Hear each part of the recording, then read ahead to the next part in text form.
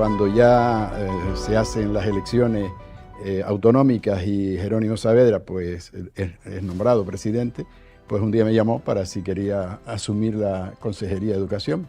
Yo no sabía muy bien lo que era aquello, bueno, no lo sabía nadie, ¿no? Porque estábamos empezando. Y por supuesto le dije que sí, vamos, sin dudarlo además. Sí, aquella época fue para nuestra generación una etapa de una ilusión enorme, ¿no? Se abría por primera vez este país después de más de 40 años de represión franquista. Vamos a ver, nosotros cuando decidimos implicarnos en los procesos de la reforma educativa, una cosa que teníamos muy clara era que la participación del profesorado tendría que ser una piedra fundamental de ese proceso de reforma, ¿no? Yo no sería la presidenta que soy actualmente y la responsabilidad que tengo sin ellos.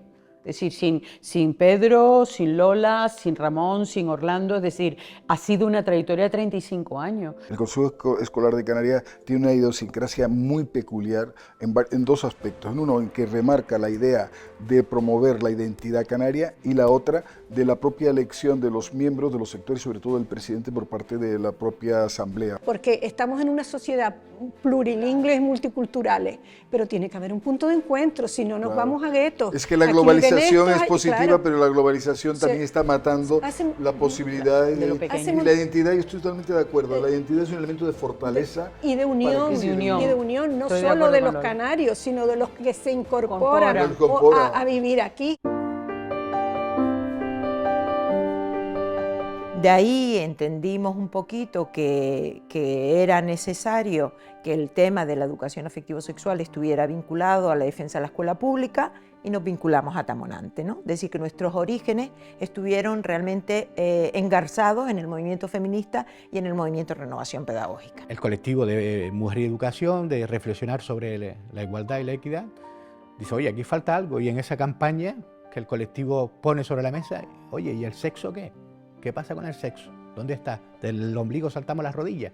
Y se ve ahí algo difuminado, ¿no? Entonces fue esa toma de conciencia de que la educación afectiva y la educación sexual había que retomarla y trabajarla. Entonces nos vinculamos mucho pues a ese movimiento de renovador y transformador de una sociedad y de una escuela. De apoyo mutuo, de continuo estímulo, de estar siempre aprendiendo, contrastando, debatiendo, dispuestos al cambio, dispuestos a incorporar elementos nuevos.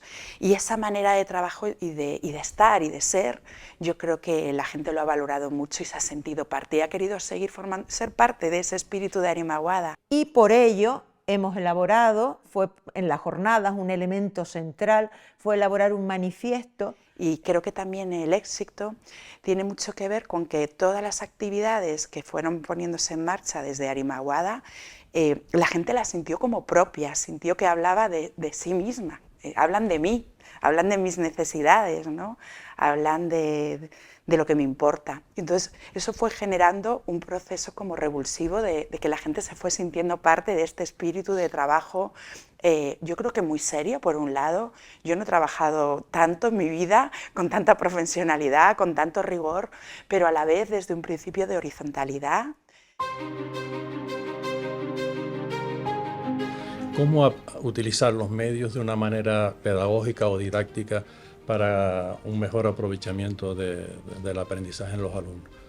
En el programa aprendíamos a eso, a cacharrear, a editar o a producir, pero el fundamento teórico de cómo aplicar o cómo llevar esos medios quizás era la parte más débil. La gente, los profesores y las profesoras estaban poco mentalizados a que se podía utilizar aquello. Por ejemplo, lo del retroproyector, que era en algún momento fue el book insignia. La importancia, la relevancia del programa de medios audiovisuales Canarias fue total.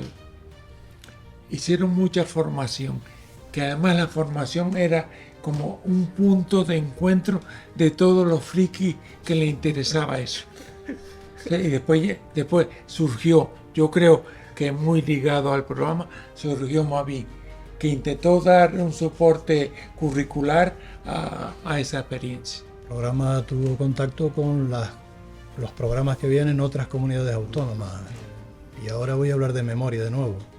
Había programas en el MEC, en el territorio MEC, había programa en Galicia, había inicialmente programa en el País Vasco, aunque después se descolgó, en Cataluña, en Andalucía y creo recordar en Levante también, en Valencia. La función social de la educación se ha modificado o se debería haber modificado y va muy por detrás de los cambios que hay en el mundo, ¿no? Entonces, claro, pensar, siempre me recuerdo aquella frase que nos decía Mercedes en el taller de Cuban, creo que era, que decía, cuando a la sociedad le pica algo se rasca en la escuela, ¿no? Probablemente iniciativas como la del colectivo que está reunido hoy aquí, hoy serían difícilmente pensables, pero de alguna manera habría que crear las condiciones para que el profesorado girara y mirando al currículum que está ahí, pero mirándolo de otra manera y dejando que la vida impregne y que la tecnología, los medios, formen parte de eso, sencillamente y por la gran y poderosísima razón de que forman parte de la vida. Era una respuesta política a la situación de la enseñanza, pedagógica, político-pedagógica, porque cuando terminamos magisterio, año 76, empezó un movimiento de escuela canaria para estudiar nosotros mismos contenidos canarios porque no sabíamos nada. Empiezan los movimientos en la península, Escola d'Estiu, Rosa Sensat, Adarra en el País Vasco. Empieza un movimiento por ahí que nos llega a Canarias. Y había 66 colectivos, algunos subcolectivos, porque por ejemplo nosotros en el colectivo Freinet nos dividíamos, 5 o 6. Pero estábamos a lo mejor 30 o 40 personas y nos dividíamos por subcolectivos que era pues el de lectoescritura y a lo mejor había 6 o 7 o locales personas. También. O locales del la norte. Orotava, Freinet de la Orotava, del ciclo medio, cosas de esas. Después había, yo qué sé, colectivos que destacaban el grupo traquítico de Antonio... Fonolítico, traquítico, fonolítico. Exacto, sí. Yo creo que los presupuestos básicos de lo que es una educación progresista, eso sigue siendo válido y lo será mientras exista una escuela tradicionalista, racionalista, idealista, como quieras llamarla, ¿no? La escuela tradicional.